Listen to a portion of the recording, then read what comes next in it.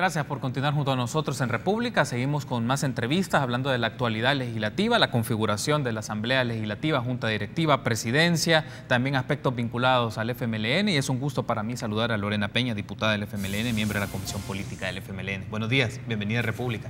Muy buenos días, un gusto estar aquí en República con usted, Carlos, y toda su audiencia. Gracias por tomar la invitación y estar conmigo esta mañana. Primero hablemos un poco de la actualidad legislativa, si le parece, y uno de los temas que está marcando la agenda y que de lo que resta de esta legislatura, y bueno, se tendría que ver qué pasa para la que viene, es la propuesta que usted formuló de las 4 causales de la despenalización del aborto. Luego el diputado Wright presentó 2 causales. Me gustaría conocer de primera mano, diputada, cómo va este proceso de negociación, porque entiendo que las organizaciones, la colectiva feminista y estas organizaciones pues están haciendo cabildeos con los diferentes grupos parlamentarios y diputados y diputadas que puedan darle un respaldo, una votación, pero desde dentro, desde los partidos políticos, ¿cómo está en el caso del FMLN este tema?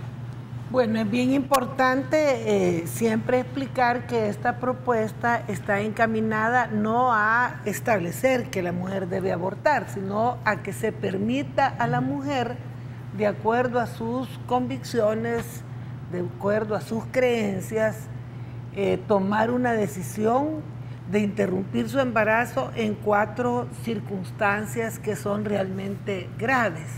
La primera es cuando las mujeres embarazadas tienen problemas de salud que ponen en riesgo su propia vida, ¿verdad?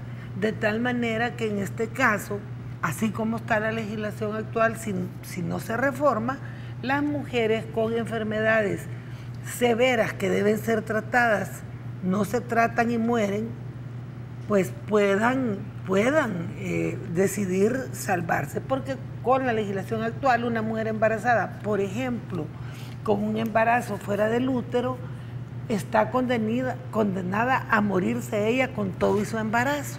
En ese caso no hay ninguna opción de vida, así como está ahora la legislación, ni el no nacido, ni nada, ahí se mueren los dos. Entonces ahí es importante dar la oportunidad a la mujer de que decida sobrevivir. El segundo es en el caso de las violaciones. Ustedes deben pensar en cuál es la situación en la que se encuentra una mujer después de ser víctima de un crimen tan atroz y que se le obligue, ¿verdad?, a llevar en su vientre el producto de ese hecho y a convivir luego con esa criatura, luego convivir con el violador al final del tiempo y tener su violador emparentado. Pues yo creo que eso es terrible, tanto si nacen los niños en esas condiciones como para las mujeres. Entonces, nosotras planteamos que debe permitírsele, ¿verdad?, a las mujeres que han sido violadas que tengan esa oportunidad. De igual forma, el caso de embarazos que no tienen posibilidad de vida fuera del útero, ¿verdad? Son conformaciones que se dan en el vientre de la mujer, pero que no tienen ninguna posibilidad de convertirse en personas una vez salen del vientre de la madre. Son los fetos sin cerebro, sin corazón. Es decir, hay una serie de casos horribles, pues, ¿verdad?, que nosotros sentimos que no es justo, ya sabiendo que se da esa situación, porque hoy la tecnología lo permite, obligar a la mujer a que lleve ese calvario hasta que expulsa aquello, pues, ¿verdad? Es muy duro para las mujeres. Y el último caso, que no es menos importante, es el de las niñas. En el país hay miles de niñas violadas, de 10, de 11, de 12 años, ¿verdad?, que salen embarazadas con un grave riesgo para su propia salud y para su vida futura, ¿verdad?, y que nosotros creemos que es injusto que se les obligue a esa maternidad impuesta. Entonces son 4 causales para despenalizar el aborto. Y a la luz de eso, de hecho, ¿cómo está el proceso? El soporte principal de esta propuesta es el FMLN, ¿verdad? Mi partido, nuestra jefa de fracción, las mujeres y hombres del FMLN han firmado ese proyecto de despenalización de las 4 causales del aborto. De manera pues que podríamos decir que con los votos del FMLN se cuenta, pero no es suficiente. Tiene que concurrir otras expresiones políticas dentro de la Asamblea Legislativa. El diputado Johnny Ray presentó por su parte una propuesta más moderada que se concentra en la vida de la madre y la violación de niñas, que para mí es importante, ¿verdad? Y estamos trabajando para, ojalá esta legislatura salga de esa posición vergonzosa en que se encuentra y saque al país de la vergonzosa situación en que se encuentra, porque somos quizás solo 5 países en el mundo los que tenemos condenadas a las mujeres a proseguir con estos embarazos en estas condiciones. Me acaba de mencionar, diputada, estamos trabajando, y cuando se refiere a estamos trabajando, ¿qué significa esa actividad, esas acciones? Pues bueno, porque está el partido Gana, está el partido PCN. Y está Arena, que tiene que ser responsable. Yo vi ahí que dijo el diputado Quijano que era fundamental caerle, perdón, que ya le tocaba la presidencia, pero esto también es fundamental, ¿verdad? Más fundamental que estar discutiendo si él le cae o no a la presidencia, debe pensar en las mujeres. ¿Y en el partido Arena quiénes respaldarían esto? Pues yo no podría hablar por Arena, ¿verdad? Pero han tenido acercamientos, ¿no? Yo doy por hecho que el diputado Ray apoya al menos en esos 2 puntos. Ha habido cierta apertura en el diputado Valiente y esperemos que más diputados se pronuncien por eso. Lo más importante es que la Comisión de Legislación no cerró el tema, no ha mandado esto al archivo, está ahí en debate, y eso abre una esperanza de que si no se ha mandado al archivo es porque no hay mayoría legislativa para cerrar el tema. Y si un tema no se cierra en la Asamblea es porque tiene alguna factibilidad. Esa es la experiencia legislativa, pues, y es lo que yo podría decirle. Y en el caso del partido Gana, ¿han tenido acercamientos, alguna posibilidad de algunos diputados del partido Gana que podrían respaldar ya sea su propuesta de la despenalización en función de las 4 causales o de las 2 causales de la propuesta del diputado Ray? Bueno, yo me he sentido contenta de que tanto el diputado Gallegos como otros diputados han dicho que ese es un tema de conciencia de cada diputado. Y ojalá podamos tener una mayoría de gente consciente de los diferentes partidos que vote por la propuesta, pero yo no le podría decir este es el listado de Gana, este es el de Arena, este es el del PCN, porque no me corresponde a mí, sino a cada partido de manera responsable ante la población hablar sobre este asunto. Porque si algo se demostró en Costa Rica es que ese fanatismo que le quieren aplicar a la opresión de las mujeres ya no es un tema que la ciudadanía en su conjunto lo ve tan favorable. Ya la ciudadanía aquí en Centroamérica y sobre todo nosotras las mujeres estamos en un estado de reflexión más avanzado y decimos no puede ser que mi derecho a la vida termina hasta que yo me embarace. Entonces todos los demás derechos civiles, económicos y políticos los puedo ejercer toda vez que no tenga cáncer de mama y salga embarazada.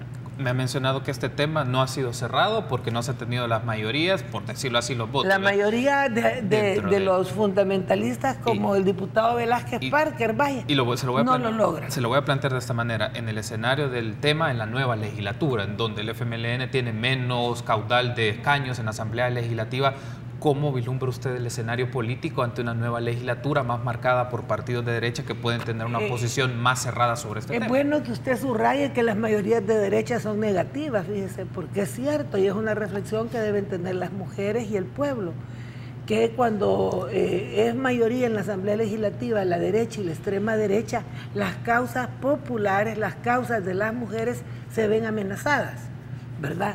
Y es bueno, yo miro que todo el mundo dice que va a estar peor la cosa ahora que hay más diputados de Arena y etcétera. Pero lo que yo le quiero decir es que sobre este tema yo esperaría que haya un voto consciente y que la derecha vaya saliendo, que no sea tan troglodita, pues, y vaya avanzando para poder darse cuenta de que estamos en el siglo XXI, que las mujeres estamos cada día más conscientes y deben reconocerse nuestros derechos. Ahora me gustaría que tomemos temas de finanzas públicas. El nuevo ministro de Hacienda ha brindado declaraciones, 2 puntos. Va a revisar el tema, o desde el lado del Ministerio de Hacienda va a hacer una lectura del endeudamiento municipal, pero también otro tema es la negociación de la deuda. Me gustaría tener su apreciación sobre estos puntos. Primero, en el caso del endeudamiento municipal, porque es un tema relevante y se está hablando de una cantidad más o menos de 500 millones de dólares de la deuda municipal, y desde el trabajo la Comisión de Hacienda, la Comisión de Asuntos Municipales, pues en alguna forma son parte de este trabajo. Claro, fíjese que el endeudamiento municipal es algo complejo porque no toda es deuda soberana, es decir, que no toda la deuda municipal es respaldada por la Asamblea Legislativa, pero eso tiene un peligro porque ellos tienen la posibilidad de endeudarse sin mayor control de los 3 órganos del Estado. O sea, ellos en su autonomía tienen la capacidad de endeudarse. Y eso a la larga siempre es parte del riesgo país, porque los organismos internacionales, los inversionistas, etcétera, al final del día lo que ven es el total de la deuda, ¿verdad? Privada, no solo pública, la deuda del sector privado y la deuda pública del gobierno central, pero también de las autónomas y de las municipalidades. Yo creo que se ha sido demasiado tolerante con el uso del FODES, ¿verdad? De tal forma que el FODES no se ha usado para inversión, se ha dedicado a fiestas, bonos, etcétera, y eso lleva a que las alcaldías se endeuden no solo para invertir, sino para gasto corriente. Ese, por cierto, fue uno de los debates recientes sobre unas deudas aquí en San Salvador, porque desde que se abrió todo el tema de la titularización en las alcaldías, eso ha sido peor. Por cierto, el diputado Quijano dejó como una deuda como de 40 millones de dólares ahí en la alcaldía, ¿verdad? Y si usted me dice que son 500 millones solo la alcaldía de San Salvador, creo que ronda más de los 60 millones de esa deuda. Y hay alcaldías más pequeñas que tienen prácticamente una relación deuda-ingresos que no es sostenible para el pago. Hace algún tiempo se creó un fideicomiso para el financiamiento de la deuda municipal, ¿verdad? Con cargo al FODES. Sin embargo, yo no he visto una disciplina fiscal en las municipalidades para resolver este tema. Y lo voy a plantear de esta manera. ¿Qué se puede hacer desde la Asamblea Legislativa? El ministro de Hacienda puede hacer propuestas para reformas de marcos legales, pero eso lo hace al final la Asamblea Legislativa. Sí. ¿Qué se puede garantizar para, como usted ha mencionado, que en los consejos municipales no se maneje de manera discrecional el dinero, ya sea para actividades que no les corresponden al desarrollo municipal, sino que va para bonos, para actividades festivas, entre otras cosas? Pues mire, lo primero es que yo creo que hay que revisar el FODES y todos los transitorios que se dan del FODES, porque cada 4 meses ahí llegan que se vaya a pagar el aguinaldo, mire, le cargan el 150% del fondo FODES, o sea que es exagerado porque han hecho una serie de reformas que ya no suma 100 los porcentajes que están ahí distribuidos. El FODES está en manos de la Asamblea revisar su destino y sus regulaciones. Ese es un punto. Por otra parte, contabilidad gubernamental, que es del Ejecutivo, tiene que dar el visto bueno para las titularizaciones. Y ahí, sin pasar por la Asamblea Legislativa, el Ministerio de Hacienda debe y puede tener una política para incidir en mantener la sanidad de las finanzas públicas, porque esa titularización que ellos hacen requiere una calificación de riesgo que la da el Ejecutivo. Tengo que hacer una pausa. Para regresar me gustaría que hablemos un poco del FMLN, de la Comisión también, Política. Y podemos tocar el tema de la deuda pública. La deuda del gobierno central. Perfecto, tenemos que hacer una pausa. Regresamos en minutos.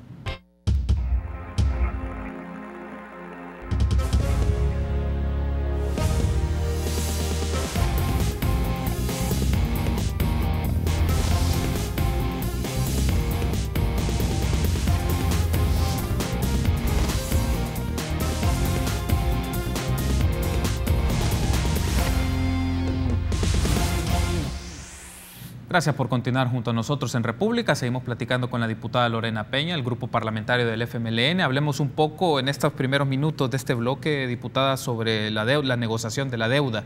Una tarea que tiene el ministro de Hacienda, pero también es parte del proceso de análisis político y de negociación entre los grupos parlamentarios, es la renegociación de la deuda y particularmente el rollover. Va a ser uno de los puntos relevantes porque eso marca también cómo encuentra las finanzas públicas la persona y el equipo que va a gobernar en 2019. Fíjese que el ministro Fuentes, el ministro Nelson Fuentes de Hacienda, justamente explicaba hace poco que esta legislatura va a tener que encarar el pago de 2.200 millones en deuda, de los cuales más de 1.500 millones son de deuda todavía que traemos arrastrando de los gobiernos de Arena, ¿verdad? Es importante decir de que tenemos, por ejemplo, este año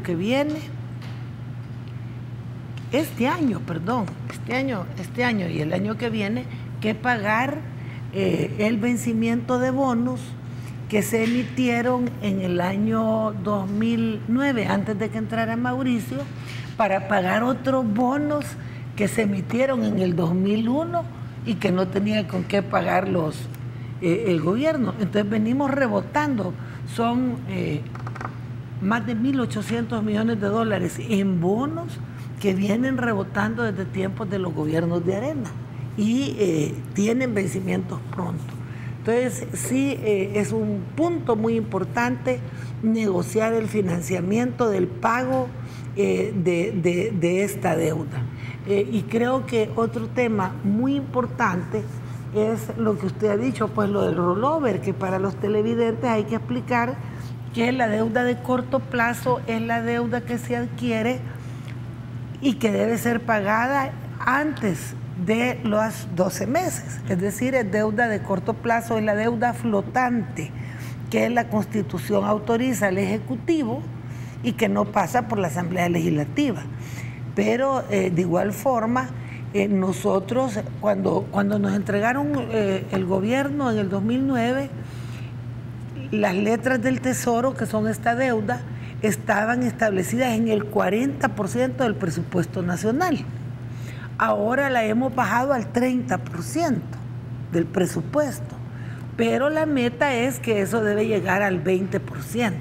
Y la Ley de Responsabilidad Fiscal estableció que debería de sanearse completamente, cambiar esta deuda a deuda de largo plazo para poder empezar un nuevo manejo de la deuda flotante que no pasara del 20%. Entonces debe negociarse no solo el rollover, porque el rollover es que esta deuda, usted al mismo que se la prestó le dice, préstame para pagártela, ¿verdad? Entonces usted sigue pagando los intereses y cuando vuelve a vencer el plazo de los 12 meses le da rollover, que quiere decir, a ver, banco, si yo te debo $100, préstame un mes antes $100 que son para pagarte $100 y seguir cargando el mismo saldo, pero pagando los intereses. Entonces es importante esto del rollover que le dicen, pero también la conversión de esta deuda de corto plazo en deuda de largo plazo, para así poder realmente decir, vaya, no pasa del 20% esta deuda, que es las dos condiciones que ha puesto la Ley de Responsabilidad Fiscal. Una, pasar la deuda de corto plazo a largo plazo. Y dos, que una vez se haya hecho esa medida, llegar a un máximo de 20% de deuda flotante, que ya sería manejable, porque venimos del 40%, ¿verdad? Y hemos llegado al 30%, pero hay que bajar más. Ok, bien. Hemos hablado un poco del tema de la hacienda pública, de las finanzas públicas. Me gustaría que hiciéramos la transición a temas ya del FMLN, del partido político. En pantalla van a aparecer unas declaraciones de un comunicado de Asgoju que fue presentado el día de ayer y que también dieron conferencia de prensa y mencionan lo siguiente. Solo leo una parte, ahí aparece la fuente tomada del periódico El Mundo en su versión digital. Los ex titulares de estas carteras, sobre todo Hacienda, Economía y Secretaría Técnica, debieron ser expulsados del gobierno por ineficiencia inconscientes e inconsecuentes con la visión del gobierno progresista, en vez de premiarlos o consolarlos con cargos en el servicio exterior o en comisiones presidenciales. Bueno, esas son las declaraciones de una parte del comunicado de Asgoju que fue publicado ayer. Me gustaría tener su reacción sobre esto, considerando que algunas de las expresiones o de los liderazgos de Asgoju tienen pues vínculos o, por decirlo de esta manera, afinidades con el FMLN. ¿Cómo considera usted, cómo retoma usted este comunicado y esas declaraciones? Bueno, es una manera de ver la situación. Yo no la comparto. Particularmente en el caso de Hacienda, que me ha tocado trabajar con el ministro, yo creo que el ministro trabajó, primero, él dirigió la reforma fiscal más progresista de la historia de este país, ¿verdad? Que es la que permitió realmente disminuir la pobreza y reducir la desigualdad. Y esta fue la reforma del impuesto sobre la renta. Por primera vez se le subió el impuesto a la renta a las grandes empresas y a los grandes empresarios, y se le quitó el impuesto sobre la renta a los trabajadores que ganan hasta $500. Por primera vez se niveló el impuesto de los alcoholes, que tenía favoritismo con las empresas cerveceras, ¿verdad? Y sus multinacionales. Se logró, por otro lado, el impuesto a las transacciones financieras, que golpea más a los que manejan, porque es arriba de $1,000, ¿verdad?, en cada mes, que permite golpear al gran mercado informal, no al pequeño, y que es una manera de establecer los ingresos de los grandes. También determinó regulaciones para los paraísos fiscales, ¿verdad? Y para las empresas no domiciliadas, que antes pasaban por aquí, hacían grandes negocios y no quedaba nada. Entonces yo, en el caso de Hacienda, veo de que tuvo una política fiscal bastante progresiva, pero también bastante prudente, porque en la medida en que no avanzó tan rápido la reforma de pensiones por las grandes presiones de las AFP, pues yo no sé cuántos millones de razones le dieron a la gente ahí de los demás diputados para detener la reforma de pensiones. Entonces yo creo que en esas condiciones, haber sacado adelante el país, haber detenido el intento de quiebra, que sobre todo el año pasado Arena y la Sala de lo Constitucional trabajaron durísimo para ver si quebraba económicamente El Salvador en un afán electorero, se logró, junto con el ministro de Hacienda, impedir esos propósitos y lograr una reforma de pensiones que yo espero que el nuevo secretario de Comunicaciones dé a conocer más su contenido, porque es ya el primer paso a un sistema de capitalización individual y de reparto que va a incrementar en más de un 20% el ahorro y la pensión de los trabajadores. Hay un asunto del comunicado de esta parte. Ese tema de Hacienda para mí es muy sensible, porque yo trabajé con el ministro y puedo decir que definitivamente no comparto ese enfoque. Ellos, ¿verdad?, en el campo, uno de los reclamos, si lo podemos denominar de esta forma, o del descontento que tienen, es hacia el ámbito o el rol del FMLN y del gobierno en el ámbito económico. Hablan de la Hacienda Pública, hablan del Ministerio de Economía, hablan de la Secretaría Técnica, que son instancias claves para las políticas económicas, las líneas de cooperación y de trabajo en políticas públicas. Entonces me gustaría tener su apreciación sobre esto. En el ámbito económico, fíjate que es bien importante ver que hayan habido aciertos y desaciertos, pero hay grandes aciertos. La reactivación de la agricultura familiar es clave. Claro, aquí en San Salvador y la clase media no lo vemos, pero el haber ampliado el paquete agrícola a 400,000 campesinos y campesinas, que sea gratuito, que haya un sistema de encadenamientos productivos en el campo, el hecho de haber sustituido la mayor parte de la semilla que se distribuye, ahora ya no es modificada, no es importada, sino que es producida por los campesinos y cooperativas de El Salvador, para mí es bien importante. Y eso es un cambio económico que no debemos despreciar. Habrá que ver porque en una economía capitalista como la que vivimos, cuando hay más producción, los precios se abaratan, ¿verdad? Entonces ahora la mayor producción agrícola hace que los precios estén baratos. Y al parecer ahí tenemos que ver, porque se vuelve un desincentivo si caen mucho los precios. Entonces hay temas de este tipo que deben ser regulados y mejorados por el Ministerio de Agricultura, que es fundamental en el desarrollo económico del país.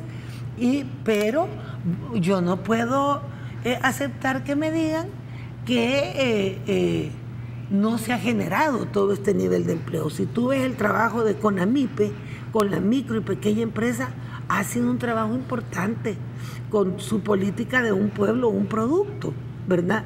Y eso es lo que ha permitido, porque yo estoy convencida de que aquí es la agricultura, es la micro y pequeña empresa y la nueva inversión extranjera directa, que es récord en El Salvador, las que han permitido que el país tenga un constante crecimiento, ¿verdad? Que no ha permitido volver a las cifras negativas que teníamos en tiempos de arena. Y un crecimiento que, a diferencia de los tiempos de arena, tiene una apuesta por los micro y pequeños empresarios. Y, por otro lado, haber logrado el incremento del salario mínimo sin caer en niveles de desempleo, sino que se ha mantenido modesto, hay que decirlo, modesto, pero constante, el crecimiento del empleo. ¿Dónde han estado los problemas? Tengo que hacer una pausa, luz, diputada. Agua y gas. Tengo que hacer pero si le parece, al regresar retomamos este punto. Porque yo creo que es bueno insistiría con la idea de Asgoju, de otro comunicado que publicaron para las elecciones. ¿A qué se refieren ellos en estos temas? Okay. Porque yo creo que sí han habido fallas, pero habría que dilucidar a qué se refieren ellos. Tengo que hacer la pausa, sí. Regresamos en minutos.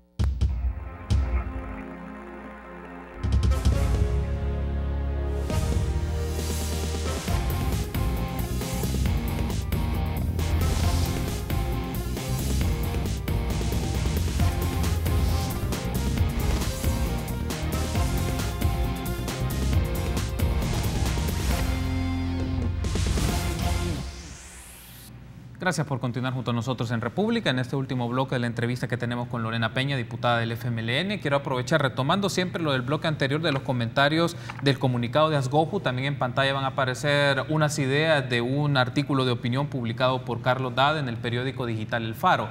Lo cito textualmente, una parte: a juzgar por las primeras reacciones después de la contundente derrota electoral, el FMLN no tiene los instrumentos partidarios para levantarse de aquí a las elecciones presidenciales de 2019. No lo hará porque nadie en la dirigencia de ese partido parece tener claro dónde está el problema y cómo se soluciona. Ese es un comentario, un artículo de opinión de Carlos Dada publicado en el periódico digital El Faro, y quiero incorporar este elemento a la luz también de los comunicados de Asgoju, el que hablábamos en el bloque anterior, diputada, y uno que publicaron el 12 de marzo, en el cual, entre algunas de las ideas que aparecen ahí, hacia la Comisión Política del FMLN insisten que la dirigencia del partido no ha escuchado a sus bases e impuso decisiones, y que ellos demandan un involucramiento de las organizaciones y de los movimientos sociales. ¿Cómo interpreta, cómo analiza la Comisión Política tanto esta parte del artículo de Carlos Dada como los comunicados de Asgoju? Bueno, quería concluir el punto anterior, que yo respaldo la propuesta de Gerson Martínez. Y aquí Gerson Martínez pone los puntos que tienen que ver con economía y con este otro tema de necesidades de la población, que el partido y el gobierno deben ser más sensibles. Él ahí plantea modificar la focalización del subsidio de electricidad y de gas. Plantea Gerson Martínez en su carta al presidente eliminar las injusticias en los cobros de agua potable y revisión del pliego tarifario. Plantea también Gerson Martínez que la tasa del impuesto sobre la renta de los que ganan hasta $2,000 pueda ser reducida. Yo ya venía planteando desde antes, desde el año pasado, de que es factible hacer una revisión de la tasa del impuesto sobre la renta hasta 2.500, calculo yo he hecho números. Así de que respaldo esta propuesta de Gerson, porque creo que los sectores medios y clase media, media baja, no se ven impactados tan positivamente con las otras medidas que el gobierno ha tomado, porque estos sectores tienen sus hijos en las escuelas privadas, por decir algo, y entonces no se ven como beneficiarios. Pero esto sí mejoraría la economía de la clase media. Plantea también Gerson que se estudie la eliminación del IVA a los medicamentos. Aquí habría que ver, porque también se puede reformar la ley de medicamentos para bajar más el precio, ¿verdad? Que el FMLN logró con los gobiernos de Mauricio Funes y Sánchez Serén reducir el precio de los medicamentos y se puede bajar más. Y plantea Gerson la mejora de los servicios y la participación, la transparencia y la anticorrupción. Estas medidas que Azgoju respalda, yo también las respaldo. Y quiero decirte algo más. Un asunto importante es que el FMLN retome el diálogo con todas estas organizaciones, ¿verdad? Un diálogo productivo, para que podamos entendernos en forma directa y no solo a través de comunicados, porque la situación de los cambios que tenemos que hacer, pues requiere dialogar con Azgoju, dialogar con los movimientos de mujeres, con la academia, con los artistas, con los intelectuales, con los jóvenes. Es decir, parte de las modificaciones que el FMLN está planteándose y discutiendo es nuevos mecanismos de comunicación con los sectores representativos de la sociedad, sobre todo los sectores más excluidos de este país. Me mencionó la palabra que retomar el diálogo. ¿En algún momento se dejó de lado? ¿Qué pasó? Bueno, es que el diálogo a veces es muy activo y a veces es muy pasivo, ¿verdad? Para mí lo importante es que, por ejemplo, este comunicado que ellos plantean debe ser dialogado. Yo te digo, en los puntos que ellos plantean y sobre todo en el apoyo a la propuesta de Gerson Martínez, yo estoy totalmente de acuerdo, porque son puntos que se necesitan en las transformaciones de la gestión económica y en otros no. Pero lo más importante es que ellos, igual que nosotros, se oponen a que Arena vuelva, ¿verdad? Porque si vuelve Arena se va a querer robar hasta lo indecible, como siempre han hecho los areneros en el gobierno, ¿verdad? Y si Arena vuelve va a querer privatizar hasta el aire si lo dejamos, porque es un partido voraz. Entonces yo estoy contenta de que podamos tener puntos de coincidencia en no permitir que esa derecha voraz vuelva a gobernar El Salvador. Me resta 1 minuto y medio, diputada. Solo una reacción del comentario de Carlos Dada en su artículo de opinión. Él menciona que el FMLN no tendría capacidad de reacción ante el 2019. Bueno, yo lo miro muy optimista, pues, pero yo no soy tan optimista como él. Yo creo que está subestimando la capacidad del pueblo, porque mire, el FMLN, como lo planteó Gerson Martínez, es una herramienta del pueblo salvadoreño. Y el pueblo salvadoreño ha sabido siempre salir adelante, ¿verdad? Ha sabido ser creativo y nosotros como parte de este pueblo tenemos que recoger la sabiduría del pueblo para hacer los cambios que se necesitan y en eso estamos. Entonces, que no celebre Carlos Dada anticipadamente la victoria de Arena. No, Carlos, no empiece a celebrar ya, porque va a llevarse una gran sorpresa en el 2019 que vamos a revertir esta situación. Diputada, gracias por haberme acompañado y por haber estado conmigo en este espacio de entrevista. Espero que nos volvamos a encontrar para seguir discutiendo temas políticos, Comisión Política, el FMLN. Gracias por haber estado conmigo esta mañana. Y gracias por haberme invitado, siempre a sus órdenes. Gracias, muy gentil. Establecemos un contacto con Luis González de QVL para que nos comente de qué va el programa de esta mañana. Buenos días, Luis. Buenos días, Carlos. Buenos días a la diputada Peña y también a todos los televidentes. Es importante recordarles que vamos a tener diversión a partir de las 8 de la mañana en QVL Magazine. Vamos a tener temas médicos, vamos a tener cocina, vamos a tener aeróbicos, las locuras de este señor Valencia, que a veces yo digo, ay señor, dale un poquito de cordura, la belleza de la señorita Elena Calles y por supuesto todas las ocurrencias de este servidor. Así que los espero hasta las 11 de la mañana, no me vayan a cambiar. Bueno, Luis, entonces un buen show para el de este día. Saludos al equipo de QVL. Igualmente, un abrazo. Bueno, gracias, diputada, por haberme acompañado. Nos encontramos, amigos, mañana 6:30.